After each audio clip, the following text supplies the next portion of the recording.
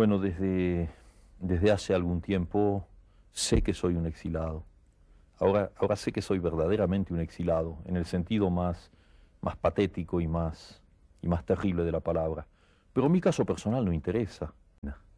Final del juego, 1956, 9 relatos que se completan con otros en 1964. Hay unos cuentos ahí en los que por medio de sueños los personajes llegan a viajar a través del tiempo y del espacio. Este es un año importante en el que aparece también una gigantesca traducción de las obras de Edgar Allan Poe que te llevó un largo tiempo de trabajo. Bueno, pero tú has hecho una exposición, pero no me has hecho una pregunta, de manera que me quedo un poco colgado, ¿no? Lo de Poe lo tradujiste inmediatamente de llegar a Europa. No, no ¿Ya inmediatamente. venías haciéndolo? No. No, yo estaba viviendo ya en París. Vivías en París. Acababa de casarme y vivía en París en condiciones económicas muy difíciles, realmente muy penosas, pero sin problema, porque yo era más joven, aunque ya no era un joven, pero me sentía, bueno, siempre me siento muy joven, pero en ese momento más, claro. Y la Universidad de Puerto Rico, donde estaba Francisco Ayala, que había vivido, bueno, era uno de los hombres que había ido a la Argentina, nos habíamos hecho muy amigos. Ayala hizo un trabajo espléndido en la Argentina, fundó una revista, dictó cursos, nos enseñó montones de cosas, y luego la Universidad de Puerto Rico lo contrató, y ese fue allá. Y Paco Ayala se acordaba de nuestras discusiones sobre Edgar Allan Poe, un amor común, ¿sabes?, en Buenos Aires. Y entonces se le ocurrió la idea de que hacía falta una traducción de las obras completas en prosa, porque finalmente en esa época de Poe había la traducción discutible muchas veces de los cuentos más conocidos, pero faltaban los otros cuentos y faltaban todos los ensayos, que son muchos de ellos fundamentales. Entonces me escribió ofreciéndome esa traducción y un contrato de la universidad. Yo me fui a vivir, en ese momento me fui a vivir a Italia, porque en Italia se podía vivir con menos dinero que en Francia. Y una traducción tiene esa gran ventaja, tú sabes, un traductor es como un caracol, se va con su casita a todos lados, con su máquina de escribir y no necesita estar en un sitio determinado. Y ahí entonces me pasé un año traduciendo bastante empecinadamente, porque eso sí era además un problema económico, pero sobre todo era un problema de amor, de un contacto por primera vez a fondo con un escritor como Poe. Y hice esa traducción que se publicó en la Universidad de Puerto Rico y que no salió de un ámbito académico, porque eran esos tomazos pesados y supongo que bastante caros. Y luego, últimamente en España, tú sabes que se publicó en edición de bolsillo, en diferentes volúmenes, que yo revisé y puse al día y completé. Y ha sido una de las cosas que he hecho con más gusto en este mundo, en esta vida, traducir a Poe. En 1959 aparece Las armas secretas, colección de cuentos largos o novelas cortas con un recurso técnico que luego se utilizará otras veces, que es la superposición de planos en el tiempo y en el espacio. De manera que una alcoba parisiense y un circo romano pueden en cierto modo estar simultáneamente en la acción. Están a veces. Están a veces. De esta obra, de Las armas secretas, forma parte El perseguidor. Bueno, por aquí deben estar, hay una serie, en este tomo, por ejemplo, de relatos, está recogido también Las armas secretas. Este es un tomo en el que las armas secretas aparecen en volumen. Ahí aparece el tomo del perseguidor, que es uno de los libros fascinantes de Julio Cortázar, sobre la figura de un famoso saxofonista que en la historia se llama Johnny Carter, pero que me parece que en la realidad se llamó Charlie Parker. Sí, exacto. Y que en cierto modo fue un poco el antecedente de Rayuela. Sí, desde luego. Ahora, como me sucede a mí con bastante frecuencia, y ya lo sabes por todo lo que te he estado diciendo, el hecho de que El perseguidor fuera un antecedente de Rayuela es algo que yo descubrí mucho después, después de haber escrito Rayuela. Pero finalmente lo vi, eso lo sentí.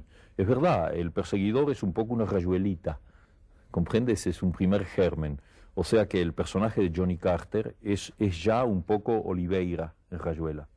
Es decir, mi problema cuando escribí ese cuento es que yo no quería utilizar con la facilidad que eso da un personaje muy intelectual, un gran artista, como ha hecho Thomas Mann, y esto no es una crítica, él lo hace en su punto de vista, para el Doctor Fausto o para la Montaña Mágica, tomar siempre personajes muy evolucionados intelectualmente, entonces es relativamente fácil poner los grandes problemas en sus bocas. Esa gente discute por todo lo alto.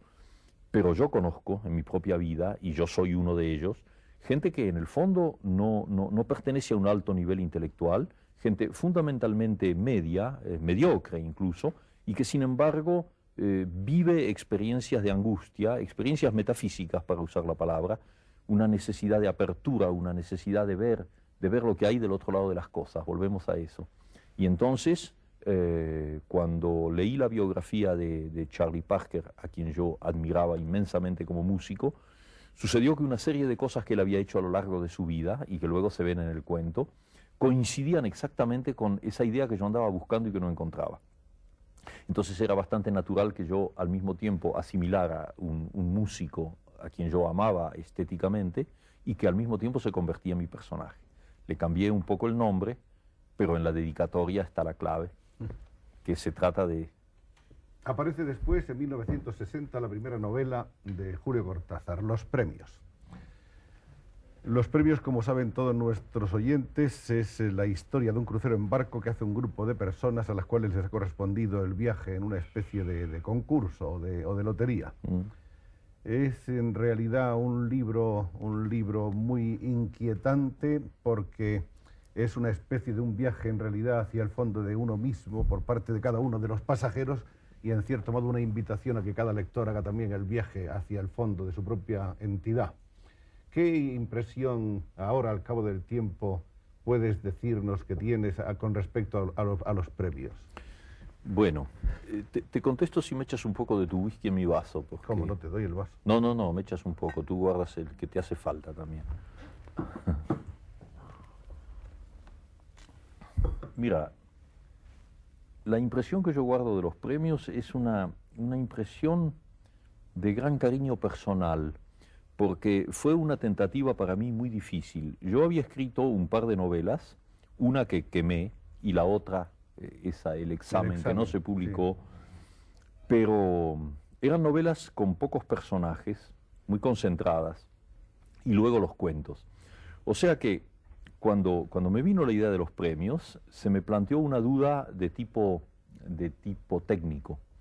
Es que yo sería capaz de manejar un relato novelesco con 15 o 16, o creo que hay 18 personajes más o menos importantes, dándoles una cierta coherencia y sobre todo que no fueran muñecos, sino que fueran realmente gente que viviera su episodio. Entonces la escribí de una manera, si tú quieres, experimental, tanteándome a mí mismo, viendo hasta dónde podía llegar, y al mismo tiempo atrapado por la situación, porque, y eso lo dice, hay una notita en los premios, en donde yo cuento que a mí me pasó exactamente lo mismo, claro, cada uno a su nivel, de lo que le pasó a Cervantes con el Quijote, es decir, que el personaje se le dio vuelta, y ese personaje un poco grotesco y ridículo del comienzo, pues ya sabemos en lo que se convierte. A mí me pasó con ese personaje que se llama el Pelusa. Fíjate que en ese momento yo estaba muy lejos de tener una conciencia política. Yo pertenezco a la pequeña burguesía argentina y tenía prejuicios de tipo clasista. Entonces ese personaje, el Pelusa, que es un hombre del pueblo, un hombre popular, yo comencé a verlo irónicamente, sin antipatía, porque nunca he tenido antipatía en esos planos, pero desapegadamente, es decir, él no tenía nada que ver conmigo. Entonces yo lo trataba de una manera, no diré burlona, pero ligeramente irónica. Y a medida que avanzaba en el libro y la acción se iba cumpliendo, yo mismo no sabía cómo iba a terminar el libro, como no lo saben los personajes. Nadie sabe qué había en la popa de ese barco, yo tampoco. Ese personaje, el Pelusa... Nunca se sabrá. No, nunca se sabrá. En este plano, por lo menos, quizá en otro plano de la realidad se sepa, anda tú a saber, ¿no? Ese personaje se me dio vuelta y se agigantó y terminó siendo uno de los personajes más humanos y ese que realmente juega un papel capital en el final del libro. Bueno, todo eso me dio a mí una relativa seguridad de que yo podía manejarme en un universo novelesco y no solamente en los límites más ceñidos de los cuentos. Y por eso cuando llegó la hora de Rayuela no tuve inhibiciones. Sí, yo ya sabía que podía dejar salir a la gente y verlos vivir